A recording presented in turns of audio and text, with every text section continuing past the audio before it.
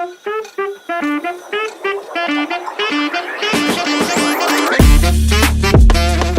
Krishna, welcome to channel the way of law. तो आज हम लोग भारतीय साक्ष्य अधिनियम पढ़ेंगे, या फिर आप इंडियन एविडेंस एक्ट भी इसे कह सकते हैं। अब मेरी पढ़ाने की स्ट्रेटेजी ये रहने वाली है, मैं भारतीय साक्ष्य अधिनियम और इंडियन एविडेंस एक्ट को कनेक्ट करके पढ़ाने वाली हूँ। मैं किसी को भी आइसोलेशन में नहीं पढ़ाने वाली हूँ।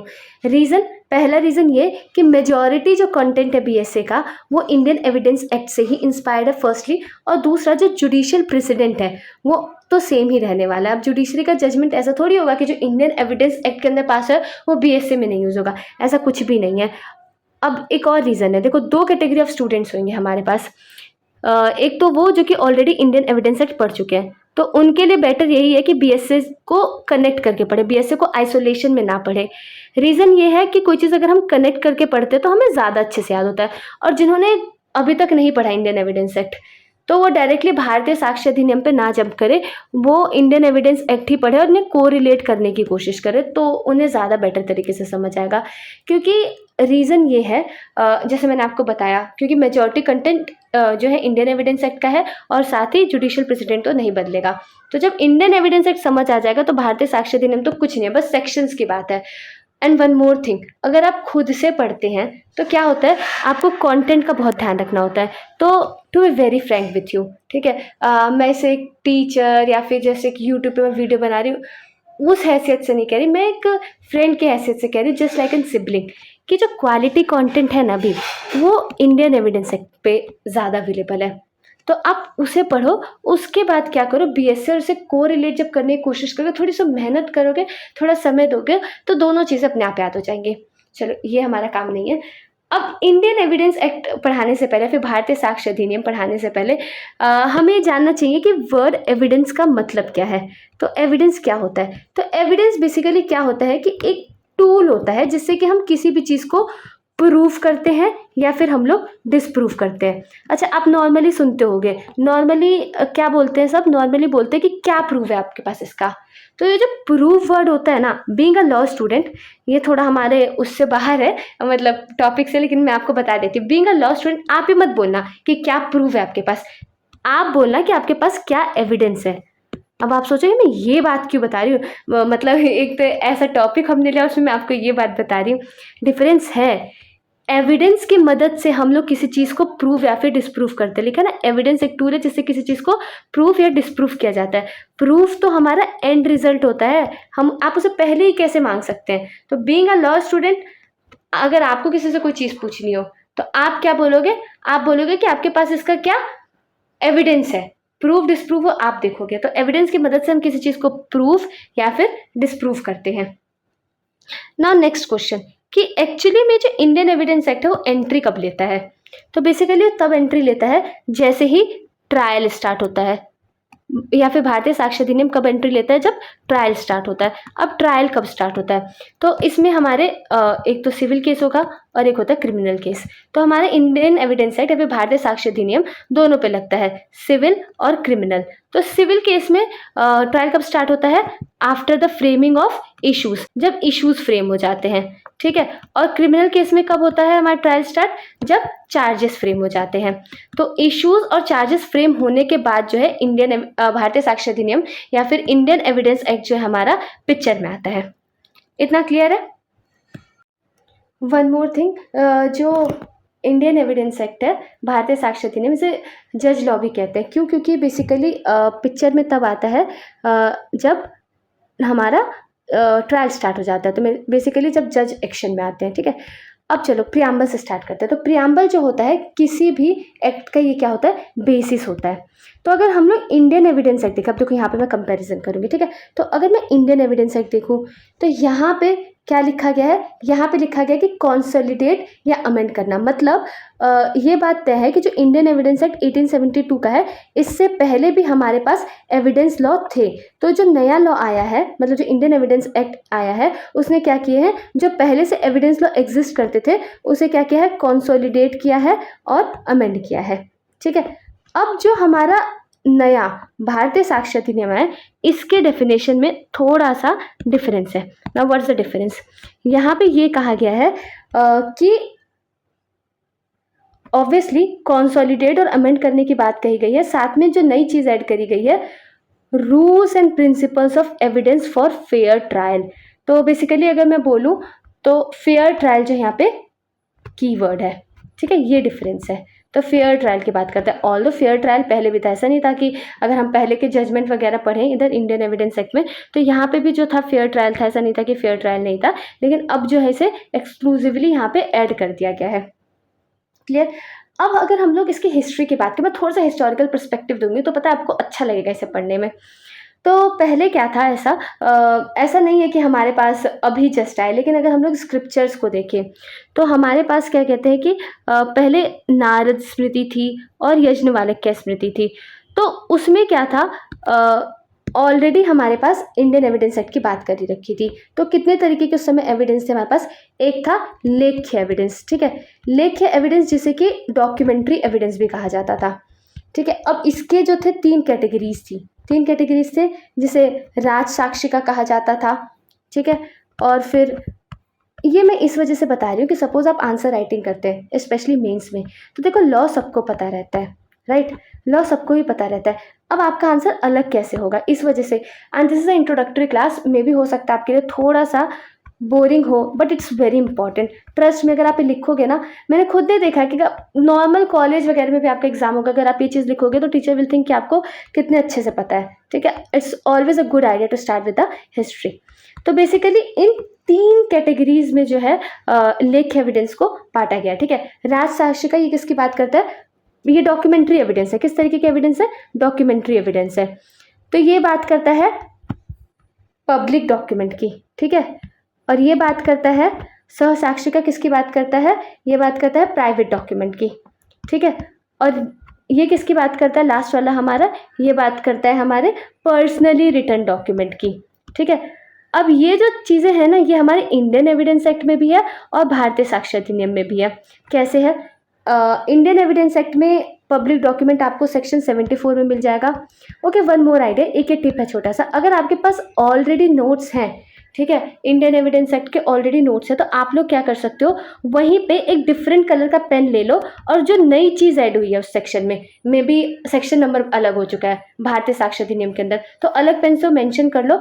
और साथ ही में आप क्या कर सकते हो कि मतलब जो भी चीज़ें अलग हुई हैं भारतीय साक्ष्य अधिनियम वाला जो पॉइंट है उसे एक डिफरेंट पेन से लिख सकते हो, ठीक है। तो आपका एक जगह जो है सारा नोट्स हो जाएगा, ठीक है। तो ये देखो, ये इंडियन एविडेंस एक्ट में सेक्शन 74 और इसमें है, और भारतीय साक्ष्य अधिनियम में भी है इसके सेक्शंस, जो कि मैंने पिंक पेन से लिखे हैं, ठीक है। तो बेसिकली इस तरीके से जो है हमारे ऑलरेडी एग्जिस्ट कर रहे थे। फिर दूसरे तरीके का जो हमारे पास एविडेंस है, ये था लेख्य एविडेंस। फिर दूसरा हमारे पास है साक्ष्य, ठीक है, हमारे बीएसए का साक्ष्य एविडेंस, ओरल एविडेंस था ये, ठीक है। ये था डॉक्यूमेंट्री, साक्ष्य कैसा था हमारा, ओरल था। फिर हमारे पास भुक्ति था, भुक्ति किससे रिलेटेड था, ये पोजेशन से रिलेटेड था, ठीक है, जैसे एडवर्स पोजेशन, इन सब से रिलेटेड। फिर हमारे पास था दिव्य, मतलब ये डिवाइन ऑर्डर्स की बात करते थे, ठीक है। तो ये था, मतलब जस्ट आपको शॉर्ट में बता रही थी कि बेसिकली हमारे स्मृतिज में था, ठीक है। कौन सी स्मृति में था, नारद स्मृति में था। आप ये आंसर लिखोगे, ट्रस्ट मी, आप इसे लिख के आना, है छोटा सा, मे बी आपको याद भी हो गया होगा, लेकिन it will always give an edge और it will always fetch an extra marks, trust me. किसी को लगेगा, सोचेगा अरे इतना पढ़ा है ना। अब हम लोग हिस्ट्री की बात करते हैं, तो अब हम लोग ब्रिटिशर्स जब थे उस टाइम की बात करते हैं। तो देखो, सबसे पहले ना इंडिया में कॉमन लॉ ऑफ एविडेंस आया। अब कॉमन लॉ ऑफ एविडेंस पूरे इंडिया पे नहीं लगा था पहले, हमारे पास क्या थे, प्रेसिडेंसीज थी ना, तो उनके ऊपर लगा। तो कौन सी प्रेसिडेंसीज थी, हमारे पास प्रेसिडेंसीज थी कलकत्ता, बॉम्बे, मद्रास, ठीक है। तो यहाँ पे ये तीन जगह थी जहाँ पे कॉमन लॉ ऑफ एविडेंस लगता था।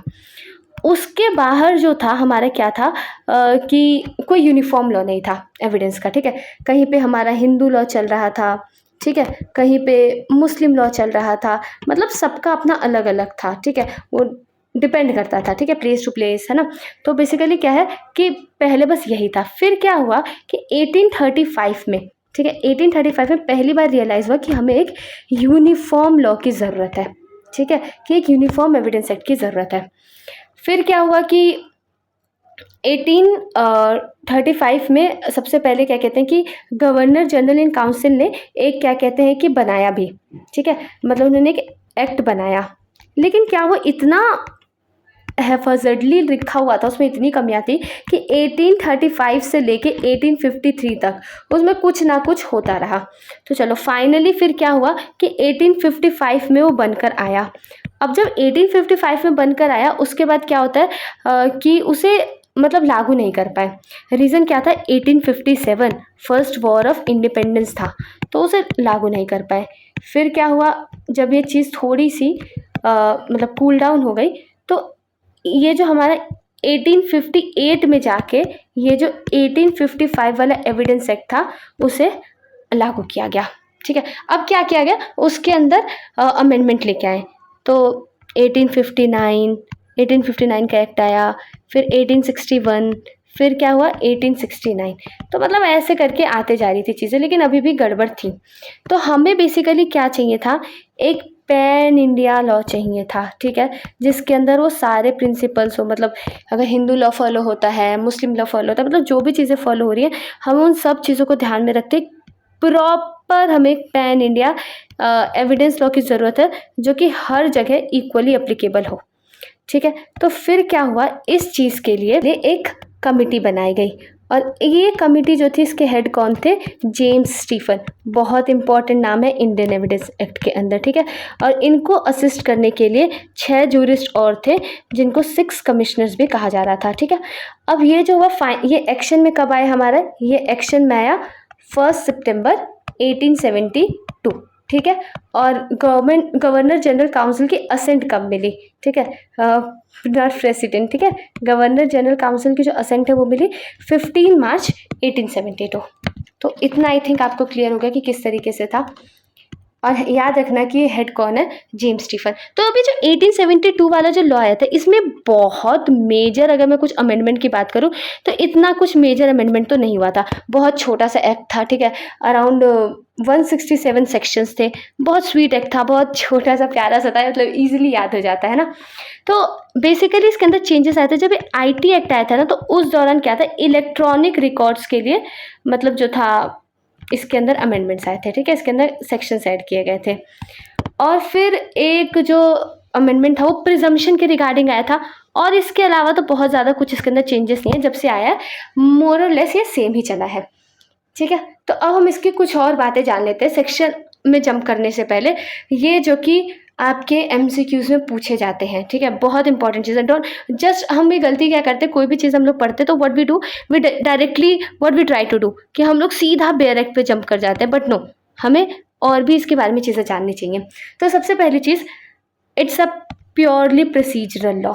इंडियन एविडेंस एक्ट में बोले pure, I am adding the adjective purely procedural law. देखो हमारे पास और भी प्रोसीजरल लॉ है, ठीक है, जैसे CPC है ना, CRPC है, लेकिन हम इसको प्योर प्रोसीजरल लॉ कहते हैं। क्यों? क्योंकि सारे प्रोसीजरल लॉ में से ना सबसे ज़्यादा प्योर ये है, क्योंकि इसके अंदर कोई सब्सटेंटिव पार्ट है ही नहीं, बस एक छोटा सा सब्सटेंटिव पार्ट है। यू नो ना difference between substantive law and procedural law. Okay, difference ये होता है सब्सटेंटिव लॉ जो कि किसी तरीके का राइट बताते हैं, ठीक है, और प्रोसीजरल लॉ बेसिकली क्या, मतलब उसके अंदर प्रोसीजर्स होती है कि कैसे हम इन राइट को क्लेम कर सकते हैं, ठीक है, क्या प्रोसीजर है अपने राइट को हम क्लेम कर सकते हैं, सू कर सकते हैं या क्रिमिनल केस फाइल कर सकते हैं, तो क्या जरिया है, ठीक है, इस राइट को लेने का क्या जरिया, प्रोसीजर लॉ बताता है। इसके अंदर सब्सटेंटिव पार्ट जो है बस वो थोड़ा सा एस्टॉपल का है, बाकी तो ये जो है प्योरली प्रोसीजरल है। अब मैं इसकी बात करूँ तो ये जो पूरा एविडेंस एक्ट है ना, ये बहुत इंपॉर्टेंट बात है, मतलब ये नॉर्मली इसके बारे में कोई डिस्कस नहीं करता है, लेकिन ये बहुत इंपॉर्टेंट बात है कि ये जो पूरा एविडेंस एक्ट है ना, 3 फिलॉसफीज़ है, ठीक है, इन 3 फिलॉसफी के अराउंड जो है हमारा पूरा इंडियन एविडेंस एक्ट रिवॉल्व करता है, ठीक है। अब इसमें 2 और इम्पॉर्टेंट बहुत नाम है, ठीक है, विगमोर एंड फिप्सन। इन लोग का काम बहुत अच्छा रहा है, बहुत बार अगर आप मतलब ये केसेस पढ़ोगे एविडेंस एक्ट से रिलेटेड, तो कोर्ट ने सब, सुप्रीम कोर्ट ने बहुत सारे जजमेंट इन लोग को कोट कर रखा है, विगमोर एंड फिप्सन। तो ये आखिरकार 3 कार्डिनल प्रिंसिपल्स है कि बहुत इंपॉर्टेंट है, ट्रस्ट में। आप देखो, इसे पढ़ो एक बार और देखना, पूरा एविडेंस एक्ट ना इसी के अराउंड रिवॉल्व करता है और हम इसकी बात ही नहीं करते हैं। तो सबसे पहली चीज़ क्या है, insistence on best evidence rule. ये बेस्ट एविडेंस क्या होता है? बेस्ट एविडेंस ये है कि ट्रायल के दौरान हमें बेस्ट एविडेंस लेके जाना है, मतलब ट्रायल में हम लोग सिर्फ और सिर्फ बेस्ट एविडेंस को ही लेंगे। इसका मतलब क्या है? इसका मतलब क्या कोई बेकार एविडेंस भी होता है? तो आखिर बेस्ट एविडेंस है क्या? अब ये पूछा किस तरीके से जाता है, देखो मैं कुछ क्वेश्चंस बोलने वाली। क्वेश्चंस जब मैंने अपने नोट्स बनाए थे तो मैंने अपने टीचर से सुने थे, तो मैं आपको क्वेश्चंस बता रही। तो बेसिकली मेंस में, अब मैं डायरेक्टली नहीं बता सकती कौन से मेंस से पूछा गया, लेकिन इस तरीके से क्वेश्चन पूछे गए थे, तो मैं आपके सामने बोल देती हूँ। पहला क्वेश्चन ये है कि Indian evidence act envisages that only best evidence to be put up in trial critically examine. दूसरा क्वेश्चन ये है कि क्या बेस्ट एविडेंस रूल है and how for Indian evidence act incorporates this rule. तीसरा इस तरीके से आता है कि what is best evidence rule and how it is different from best rule of evidence. तो ये जो इस तरीके से क्वेश्चन आए, तो देखो बेस्ट एविडेंस रूल, आप देखो बेस्ट वर्ड का मतलब क्या है, हम लोग देखेंगे बेस्ट ये जो वर्ड है कि इसका मतलब क्या है। तो इसको ना हम दो पार्ट से बांट सकते हैं, ठीक है। एक है हमारा क्वांटिटेटिव एनालिसिस, ठीक है, और दूसरा है हमारा कंपैरेटिव एनालिसिस। तो क्वांटिटेटिव एनालिसिस क्या कहता है? ये बात कहता है कि हमें मतलब किससे होना चाहिए, ज़्यादा चीज़ों से मतलब नहीं होना चाहिए, लेकिन हाँ पास जितनी भी चीज़ें हैं ना, मतलब बहुत सारे एविडेंस की ज़रूरत नहीं चाहिए। मतलब ये नहीं कि बहुत सारे लोगों के आपने एविडेंस रिकॉर्ड कर लिए, क्वांटिटी से मतलब नहीं है, ठीक है। हमें किससे मतलब है?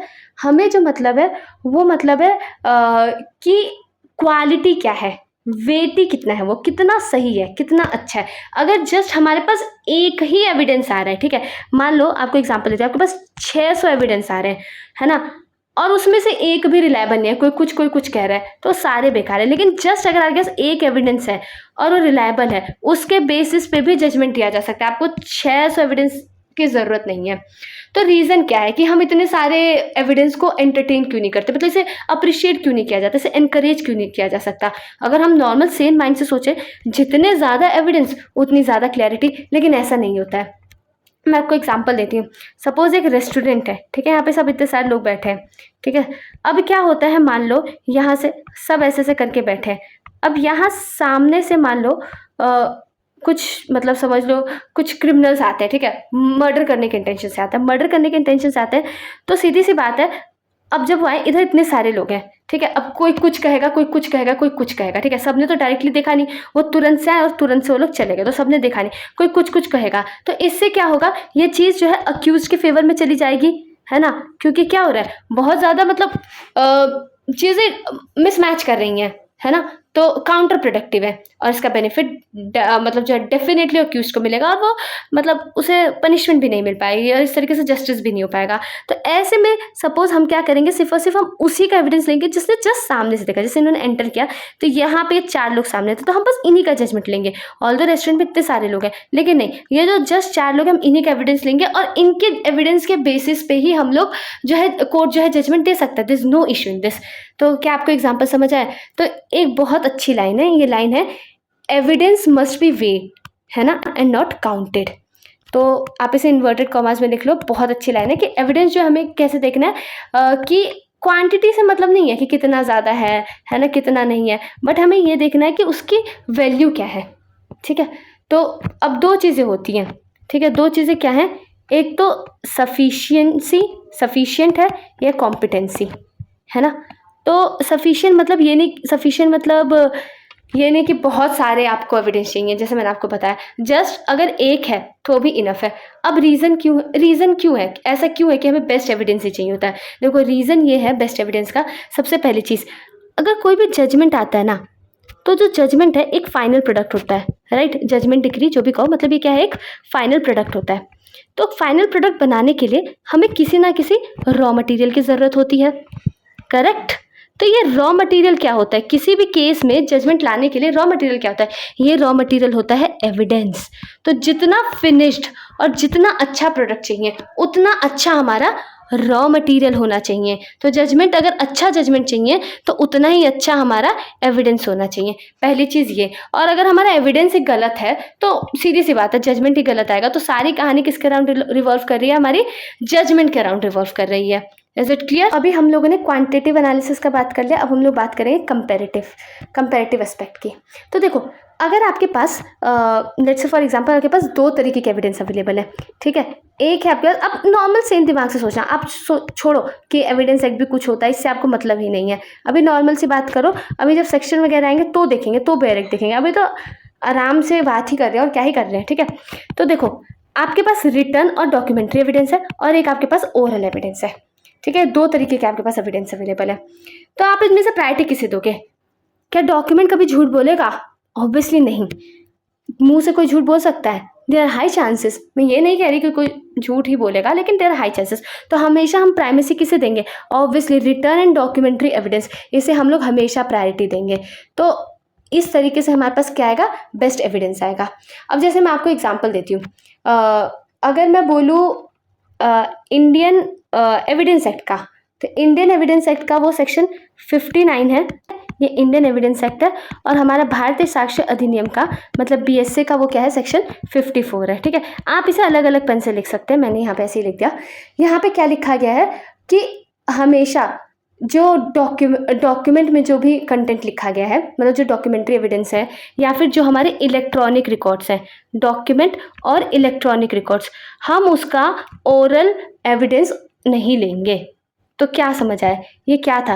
ये किसका रूल था? ये बेस्ट एविडेंस रूल था।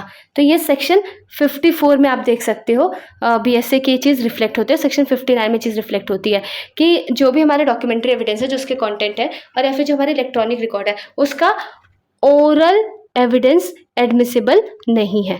क्लियर? और दिखाती हूँ, जैसे आप लोग इंडियन एविडेंस एक्ट का सेक्शन 91 एंड 92 और जो हमारा बीएसए है उसका सेक्शन 94 एंड 95, वो क्या बात करता है कि अगर कोई भी कॉन्ट्रैक्ट लिखित में है ना, तो उसको मुंह से ओरली प्रूफ नहीं किया जाएगा। ये किसके रिगार्ड में है? ये कॉन्ट्रैक्ट के रिगार्ड में। My hand writing is very bad, just ignore it, ये बोलने वाली बात है। तो देखो, आपको कौन कौन से सेक्शन मिले, ये देखो, ये सेक्शन जो है, जो भी आपको अभी अगर लेट्स सिर्फ बीएसए की बात करें तो सेक्शन 54 रिफ्लेक्ट करे बेस्ट एविडेंस रूल को, 94 95 रिफ्लेक्ट करे बेस्ट एविडेंस रूल को। समझ आ रहा है? अभी और आगे देखो, एक और चीज़ देखते हैं। ओरल एविडेंस जो है ना, वो बेसिकली हमारे कितने तरीके के होते हैं ओरल एविडेंस? ये हमारे दो तरीके के होते हैं। ये भी कंपैरेटिव एनालिसिस का पार्ट है, देखो कैसे है, ठीक है। एक होता है हमारे पास डायरेक्ट, मतलब जो मैंने खुद ने देखा है, मैं वो जाके कोर्ट में बोल रही हूँ, ठीक है। अब तो चलो इस बात पे तो मान भी जा सकता है। एक होता है हियर से, है ना, तो मतलब जो कि कह सकते हैं नमक मसाला मिर्च डाल के जो बात कही जाती है। तो नॉर्मली क्या होता है, इसमें भी हम लोग प्रायोरिटी किसे देंगे? डायरेक्ट एविडेंस को प्रायोरिटी देंगे, ठीक है। ये हमारे इंडियन एविडेंस एक्ट के सेक्शन 60 में दे रखा है ना, और बीएसए के हमारे ये सेक्शन 55 में दे रखा है, ठीक है, कि हम किसे प्रायोरिटी देंगे? हम लोग प्रायोरिटी डायरेक्ट एविडेंस को देंगे, हेयर से एविडेंस को नहीं देते।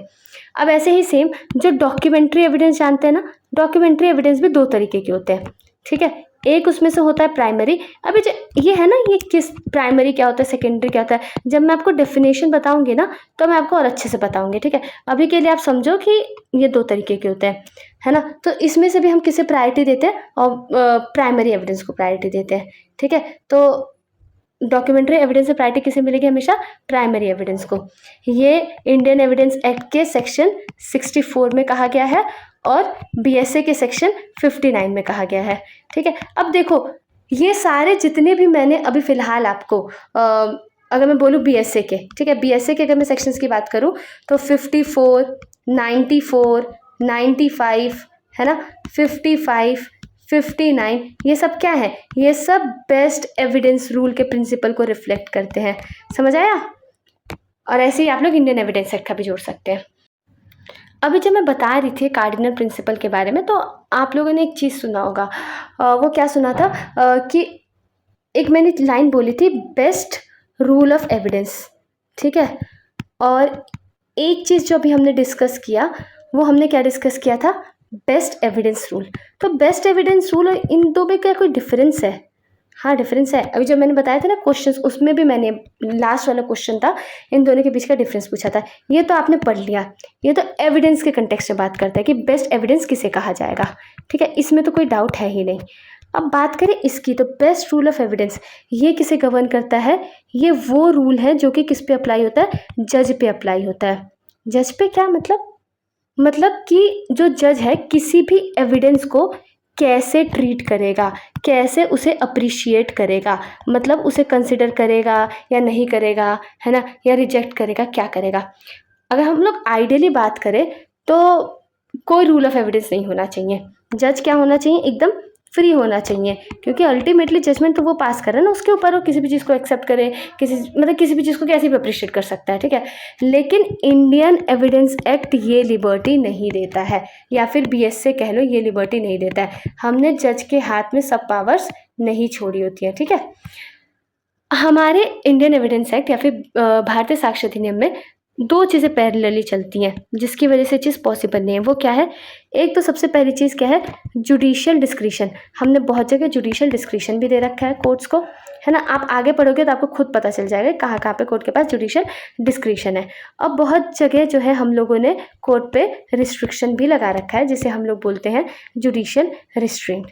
जैसे मैं आपको एक्सप्लेन करती हूँ।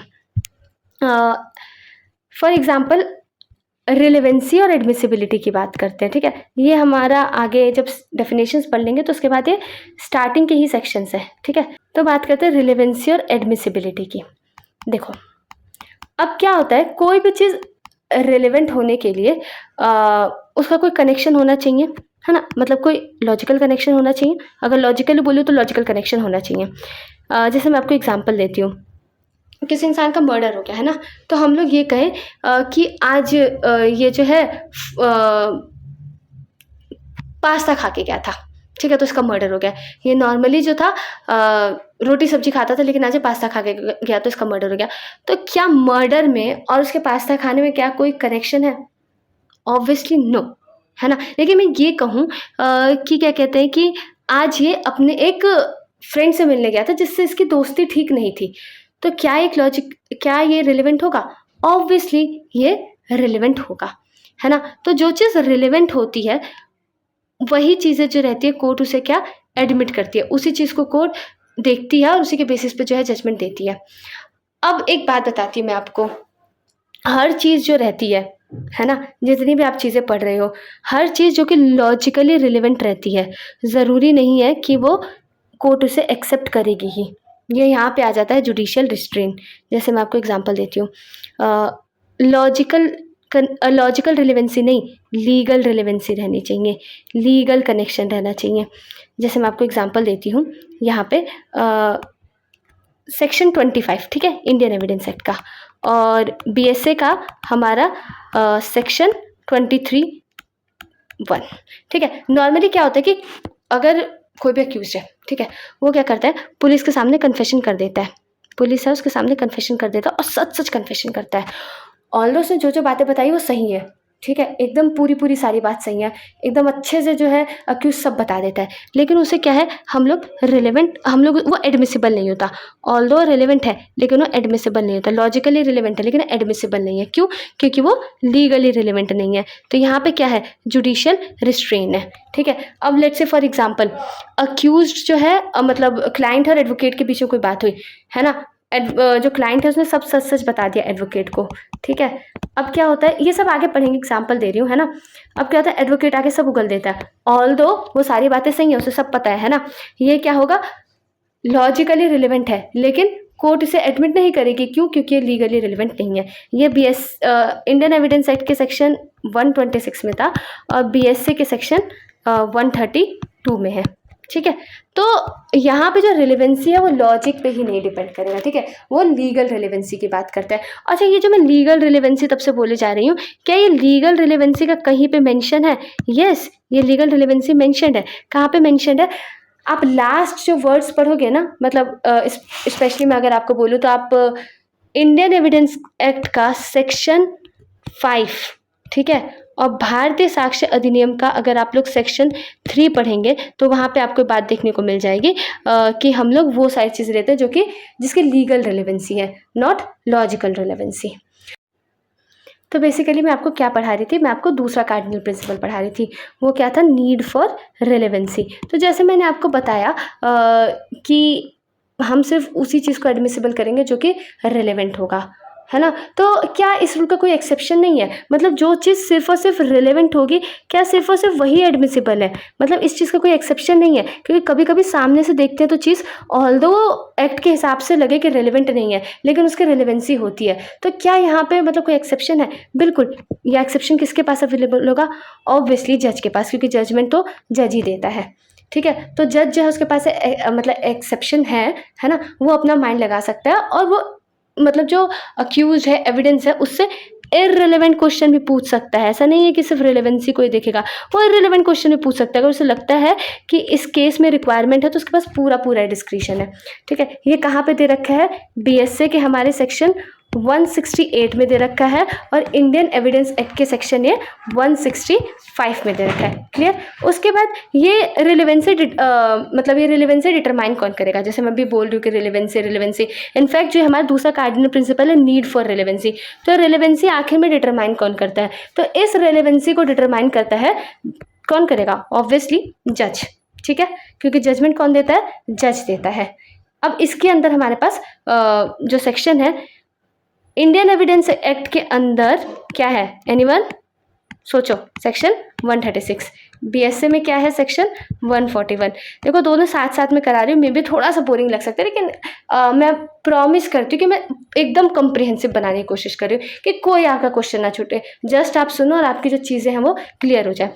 तो अगर मैं बात करूँ कौन से सेक्शन बात करते हैं, जो हमारा दूसरा कार्डिनल प्रिंसिपल है नीड फॉर रिलेवेंसी का, तो इंडियन एविडेंस एक्ट के जो सेक्शन बात करते हैं 5, 136 और 165। अब वहीं पे ये जो बीएसए के कौन से सेक्शंस बात करते हैं? बीएसए के 3, 141 और 168, ठीक है। तो अब यहाँ पे अगर मैं बोलूँ तो हम लोगों ने आज क्या पढ़ा? 3 लीगल प्रिंसिपल्स पढ़ लिए, मतलब अभी 2 देखे हैं फिलहाल, लेकिन हमें 3 पढ़ना है। तो पहला क्या है हमारा? बेस्ट एविडेंस रूल, ये समझ आ गया, ठीक है। दूसरा क्या है? बहुत इजी है, पर अगर आप ये 3 चीज़ याद कर लोगे ना, कोई भी देखेगा तो सोचेगा कि आपको कितनी नॉलेज है। और अगर कभी आप एग्ज़ाम दे रहे हो, कुछ भी चीज़ दे रहे हो, और अगर आपके पास टाइम नहीं रहता, ठीक है, टाइम बहुत कम रह जाता है, तो ऐसे में क्या क्या करो? चार्ट बना दिया करो। हर क्वेश्चन का एक चार्ट खुद से प्रिपेयर करके रखो, ठीक है। आपको खुद पढ़ोगे ना तो चार्ट बना लोगे, इतना कोई डिफ़िकल्ट चीज़ नहीं होता है। तो फ्लो चार्ट बना के रखो कि कहीं पे भी अगर आपको टाइम नहीं मिल पाता है ना, तो आप वहाँ पे अगर फ्लो चार्ट बना के आ जाओगे तो कुछ तो नंबर मिल ही जाएगा। इतना तो एग्जामिनर को पता चल जाएगा कि हाँ इसको आता है। आप कॉलेज के एग्ज़ाम की तरह मत समझना जहाँ पे आपको शीट भरना है, ऐसा कुछ करना नहीं। जैसे आप मेंस वगैरह इन सबका आंसर राइटिंग कर रहे हैं तो वहाँ पे ध्यान दे सकते हैं, ठीक है। तो बेसिकली मैं ये सारी चीज़ें बता रही हूँ जो कि मैंने सीखा है, ठीक है, जो कि मैंने सुना है। तो यहाँ पे बेस्ट एविडेंस रूल समझ आ गया, फिर दूसरा नीड फॉर रिलेवेंसी और तीसरा अप्रिसिएशन ऑफ एविडेंस, है ना। तो अप्रिसिएशन ऑफ एविडेंस कैसे होगा? इसमें 2 चीज़ें देखी जाती है। तो सबसे पहले क्या? इज इट रिलायबल, है ना, क्या ये जो चीज़ है रिलायबल है ना। और अगर रिलायबल है तो किस एक्सटेंट तक रिलायबल है, how far it is reliable. तो ये हमारे 3 कार्डिनल प्रिंसिपल है, प्लीज़ इसको ध्यान रखना। अब एक और मैक्सिम आ जाता है जब हम लोग ये पढ़ते हैं, स्पेशली तीसरा वाला। उसमें क्या है ये मैक्सिम? फॉल्सस इन ऊनो, ठीक है, ये पूछा गया है तो मैं आपको बता देती हूँ। और देखो कोई चीज़ें ऐसी होती है कि वो लगेगा कि फ्लो में नहीं है, लेकिन वो पूछा जा रहा है तो मुझे लगता है कि कवर कर देना चाहिए। Flow doesn't matter, the thing which matters कि आपके सारे क्वेश्चंस होने चाहिए, आपका कंसेप्ट क्लैरिटी होना चाहिए, ठीक है। तो फॉल्सेस इन ऊनो और फॉल्सेस इन ऑमनिबस, ये क्या कहता है कि अगर एक चीज़ गलत हो गई तो सारी चीज़ को गलत मान लिया जाता है, ठीक है। एक चीज़ गलत हो गई तो सब गलत हो गया, है ना।